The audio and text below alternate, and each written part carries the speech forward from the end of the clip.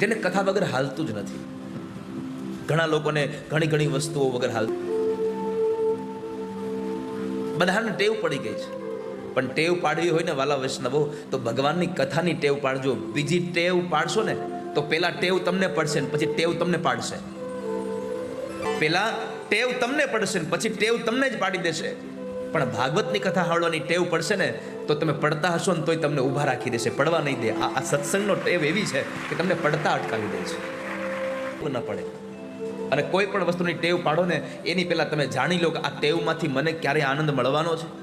મેં તો હંમેશા જીવનમાં કહ્યું છે કે તમે જે પણ કંઈ કરો છો એને પહેલા હંમેશા જાણી લો કે આમ કરવાથી મારી હારે શું થશે.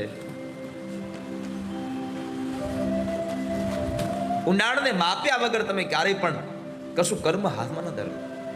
આપણે તો સીધું જ બસ ઉપર દેખાતું હોય સારું એટલે લઈ લઈએ.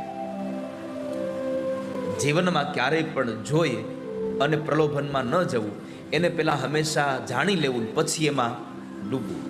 આ દુનિયામાં ધોળા એટલા બધા હંસ નથી હોતા, એ હંસના ટોળામાં બગલાય બેહી જાય છે. હંસના ટોળામાં બેહવાથી બગલો કઈ હંસ નહીં થઈ જાય. એટલા માટે તમને મારી પ્રાર્થના છે કે જ્યારે પણ કઈ પણ વસ્તુને તમે સ્વીકાર કરો છો ત્યારે સૌથી પહેલા એના વિશે જાણી લો અને પછી તમે એમાં સ્વીકાર કરો, પછી એનો સ્વીકૃતિનો ભાવ થાય.